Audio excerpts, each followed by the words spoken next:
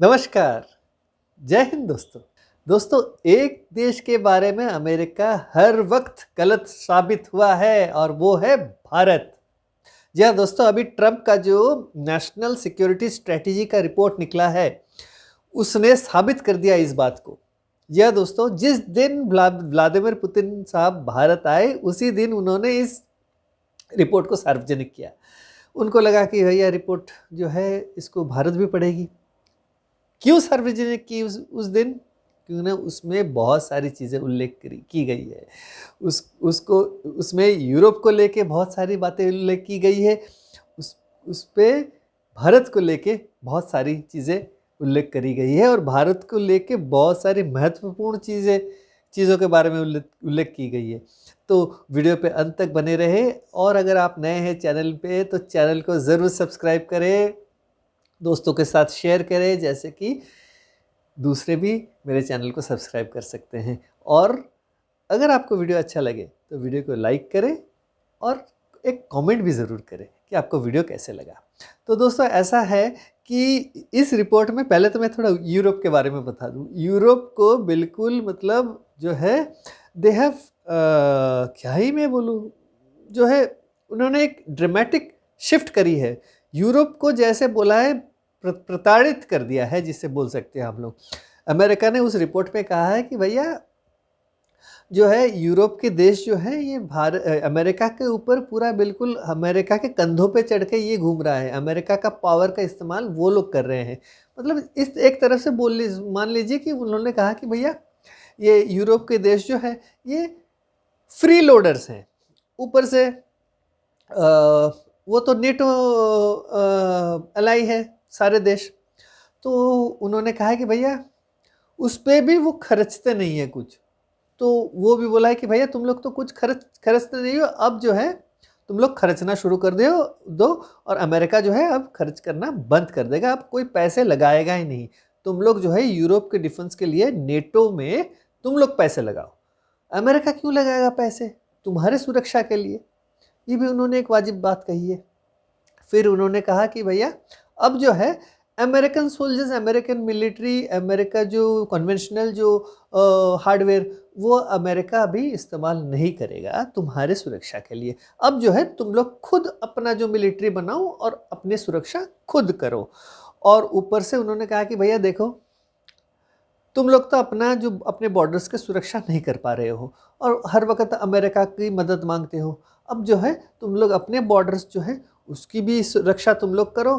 अपनी इकोनॉमी तो संभल नहीं सकता है तुमसे, तो उसकी भी तुम लोग करो जो करना है और अपना कल्चर को भी बचाओ, क्योंकि कल्चरली जो है तुम लोग अभी धीरे धीरे ख़त्म हो रहे हो। क्योंकि ना देखिए माइग्रेंट्स जो है मुस्लिम देशों से ला के बिल्कुल कल्चरली कि वो तो ख़त्म हो चुके हैं। अब यूके की बात ले लो, लंदन शहर में ले लो, लंदन के मेयर को ले लो, वो तो अब Islamic state of United kingdom बनने वाला है कुछ ही दिनों में। तो ये सारी चीज़ें हैं।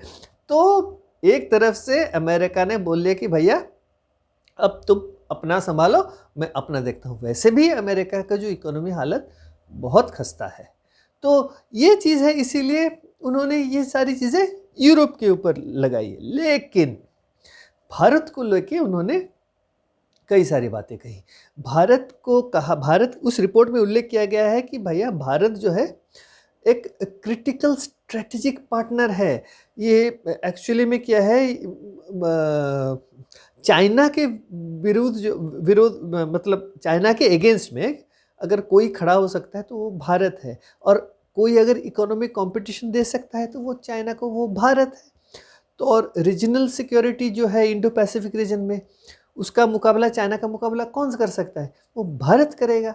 अब चाइना, अब अमेरिका बैठा है वहाँ एक दूसरे कॉन्टिनेंट में, थोड़ा ही ना आके वो इंडियन ओशन रीजन में और साउथ चाइना सी में वो आके संभालेगा और अपने जो अलाई जो देश हैं उनको बचाएगा। तो उसको, उसके लिए भी उसको एक स्ट्रेटेजिक पार्टनर चाहिए। इसीलिए उन्होंने कहा कि भैया भारत जो है एक बड़ा ही क्रिटिकल स्ट्रेटेजिक पार्टनर है। अब इस रिपोर्ट में एक तरह से ऐसे मतलब दर्शाया गया है कि भारत जो है, अभी Bharat will be the central to US competition with China. इसका मतलब क्या है, अब यूएस को भारत की मदद चाहिए चाइना के साथ कॉम्पीट करने के लिए। उस रिपोर्ट में क्या दर्शाया गया है, भारत के बारे में क्या बोला गया है, मैं थोड़े दो लाइनें मैं पढ़ देता हूँ आपके लिए। I quote, US must contribute to improve commercial and other relations with India to encourage New Delhi to contribute to Indo-Pacific security, including through continued quadrilateral cooperation with Australia, Japan and the United States। The quad के बारे में बात कर रहे हैं। मोटा मोटी तौर पे मान के चलिए कि भारत को वो एक पार्टनर की तरह इस्तेमाल करेगा जिससे कि स्ट्रेटजिक एक काउंटर बैलेंस हो चाइना को लेके। तो ये एक बहुत महत्वपूर्ण बात है। उन्होंने ये जो है, मैं आपको बता रहा हूँ एग्जैक्टली वो कैसे, ये जो यूएस को भारत कैसे स्ट्रेंथन करेगा as a counter balance of power. देखिए, भारत जो है इंडो पैसिफिक रीजन, अगर इंडियन ओशन रीजन तो भारत ही संभालता है आज के डेट में। अगर इंडियन नेवी की बात की जाए तो हमारे इंडियन ओशन रीजन में अगर देखी जाए तो पूरा जो है वो संभालती है सिक्योरिटी और जो मूवमेंट ऑफ जो ट्रैफिक जो है, मतलब समुद्री जहाज़ वगैरह जो मूवमेंट वो है। तो भारत वो चाहता है कि भारत के साथ उस चीज़ में कोलैबोरेट करे, भारत के साथ इकोनॉमिकली कोलैबोरेट करे, भारत के साथ मिलिट्रीली कोलैबोरेट करे चाइना को करने के लिए, मतलब काउंटर करने के लिए। ऊपर से वो चाहता है कि भाई भारत उसका की पार्टनर बने किन चीज़ों में, क्रिटिकल मिनरल्स और सप्लाई चेन डाइवर्सिफिकेशन के लिए, क्योंकि चाइना जो है मोनोपोली करके बैठा हुआ है। अब चाइना अगर मोनोपोली करता है तो उसको दिक्कत हो रही है, किसको, यूएस और यूरोपीय देशों को। अगर भारत एक ऑल्टरनेटिव मार्केट बन जाता है क्रिटिकल मिनरल्स के लिए या टेक के लिए, तो इससे क्या होगा, तो चाइना के ऊपर जो डिपेंडेंस है वो कम हो जाएगा और चाइना का इकोनॉमिक ग्रोथ जो है उससे भी थोड़ा सा रोक लग जाएगा, क्योंकि ना चाइना ने मोनोपोली कर रखा है, इसीलिए तो इस तरह से वो इतनी जल्दी वो एक ग्रो कर गया, इतना स्ट्रॉन्ग इकोनॉमी बन गया। और इसमें अमेरिका का भी बड़ा दोष है। पिछले 30 सालों में जितनी भी टेक्नोलॉजी ट्रांसफ़र करा हुआ है अमेरिका ने R&D करके, वो तो चाइना को दिया हुआ है। अब चाइना ने क्या करा है, चाइना ने रिवर्स इंजीनियरिंग करा, अपना खुद का प्रोडक्ट बनाना शुरू कर दिया, अपने ठप्पा लगा के, अपना ब्रांड लगा के। अगर आप चाइनीज़ मार्केट्स में भी जाइए, आप जितने देखेंगे आईफोन्स जो है ओरिजिनल वाले, उसके उतने ही मार्केट में देखेंगे फर्स्ट कॉपी सेकंड कॉपीज। वो कैसे हुआ, ये इसी कारण हुआ क्योंकि ना ऐसे भी चाइना जो है उसके पास तो स्किल्ड लेबर की कमी नहीं है। ऊपर से ये अमेरिका ने उसको देता गया भैया, अगर तुमने रिसर्च करा हुआ है, R&D करा हुआ है, तुम तो टेक्नोलॉजी ट्रांसफ़र नहीं करते हो। भारत को अगर तुम बोल रहे हो कि मैं F-35 बेचूंगा, तुम बोलोगे कि भैया देखो तुम F-35 लो, हम टेक्नोलॉजी ट्रांसफ़र नहीं करेंगे। तुम F-35 लो, तुम फलाना देश के ऊपर इस F-35 का इस्तेमाल नहीं कर सकते हो। ये थोड़ी ना होता है। तो वो चीज़ लेकिन उसने चाइना को नहीं किया, चाइना को खुला छूट है, हर टेक इसमें उसने खुली छूट दे रखी थी। इससे क्या हुआ, अब वो सोच रहा है कि भैया देखो यार, भारत के साथ जो अभी अगर हम कोलैबोरेशन करेंगे तो हमें लेवरेज मिलेगा टेक्नोलॉजी में, कैपिटल्स मार्केट में और फिर एनर्जी में, एनर्जी सेक्टर में चाइना को हम उससे काउंटर बैलेंस कर सकते हैं। ठीक है, वो इस बारे में अभी सोच रहा है वो कि उससे गलती हुई है, इसका मतलब वो मान रहा है। और अब भारत इंडो पैसिफिक रीजन में उससे तो संभलेगा नहीं, साउथ चाइना सी में उसके तो सारे एलाइज है उसके, जो कि साउथ चाइना सी के आसपास हैं। आप जापान को ले लीजिए, साउथ कोरिया को ले लीजिए, फिलीपींस को ले लीजिए, सारे उसी जगह पे स्थित है। तो अब उनको भी रोकना है। ऊपर से चाइना का दबदबा जो है साउथ चाइना सी से लेके फिर इंडियन ओशन रीजन तक आ रहा है। तो अब उसको वो अभी अमेरिका सोच रहा है कि भैया अगर हम भारत को अभी अगर स्ट्रेटेजिक पार्टनर नहीं बनाते हैं तो क्या होता है, तो भैया ये रीजन जो है वल्नरेबल हो जाएगा। क्यों? क्योंकि ना अभी भारत जो है, भारत मलक्का स्ट्रेट से लेके straight of Hormuz, Persian gulf तक, वहाँ तक पूरी इंडियन नेवी की चौकन्न है वहाँ पे, और हिमाकत कोई नहीं कर सकता। आप सोमालिया के पायरेट्स को देख लीजिए, इंडियन नेवी की जहाज देखेगा तो वो दुम दबा के भागेगा। और चाइनीज जहाज, अगर चाइनीज नेवी के जहाज वहाँ घूम रहा है, अगर वो उसको दिख गया सोमालिया पायरेट्स, तो वो क्या करते हैं, वहां से भाग जाते हैं चाइनीज नेवी। तो ये हालत है। तो इंडियन नेवी का खौफ जो है पूरे इलाके में है, हर किसी को पता है कि भैया इंडियन नेवी है वहाँ पे। तो ये एक चीज़ है। ऊपर से एआई को लेके, क्वांटम को लेके, डिफेंस टेक को लेके, इन सारे सेक्टर्स में अगर हम देखें तो टेक्नोलॉजिकली अमेरिका सुपीरियर है। लेकिन उस चीज़ को भारत के साथ वो अगर कोलैबोरेट करेगा, उसको पता है कि भारत जो है मोनोपोली नहीं करेगा, हर किसी को देगा। ये चाइना की तरह नहीं है, जो चाइना एक तरफा गेम खेलेगा। तो उसको अब पता चल रहा है कि नहीं? नो, तो अब तक वो कर क्या रहा था अमेरिका। अब अमेरिका को अब समझ आ गया कि भैया भारत जो है वो चाइना के खिलाफ एक काउंटरवेट बन के खड़ा हो सकता है। और भारत के साथ जो है इकोनॉमिक और टेक फ्रेमवर्क में एक दूसरे के साथ मतलब अमेरिका और भारत को काम करना पड़ेगा। और क्वाड को अभी रिवाइव करने की, क्वाड की मेंशन भी हुई थी, मैंने कहा। तो ऑस्ट्रेलिया, जापान और यूएस और इंडिया जो क्वाड के मेंबर्स हैं, तो ये है। अब ये भैया तुम लोग जब टैरिफ की बात करी थी तब ये सोचा नहीं था कि भैया अमेरिका फर्स्ट, भैया अमेरिका फर्स्ट समझ आ रहा है कि भैया America first versus India first, वो समझ आ रहा है। लेकिन अमेरिका फर्स्ट जब कर रहे हो तो उन देशों के ऊपर करो जो कि कुछ नहीं करते हैं। यूरोप तो तुम्हारे ऊपर दीमक की तरफ बैठ के खा रहे हैं। They have become parasites.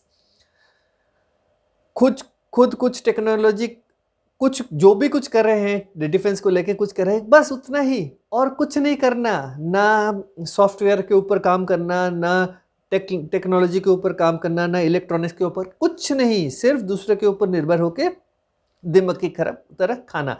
अब अमेरिका फर्स्ट अगर तुम बोल रहे हो तो भैया तुम उनको बोलो, भारत के साथ कि तुमने क्यों करा है। भारत ने क्या करा था कि 50% की जो टैरिफ तुमने लगाया है, तो ये बात तो गलत थी ना। तो हाँ, अभी आज ही स्टेटमेंट दिया हुआ है जयशंकर जी के, भैया हमारा जो है एक ट्रेड एग्रीमेंट अमेरिका के साथ होगा और वो जुडिशियसली किया जाएगा। तो सोच समझ के बहुत सारी चीज़ें परख के किया जा रहा है। अमेरिका को क्या लगा, भैया अमेरिका जो है भारत के ऊपर वैसे ही दबाव डालेगा जैसे आप उसके एलाइज के साथ। भैया थोड़े ना भारत तुम्हारा एलाई है Japan, South Korea, European Union, Canada, Mexico, Taiwan, ये तुम्हारे एलाई है।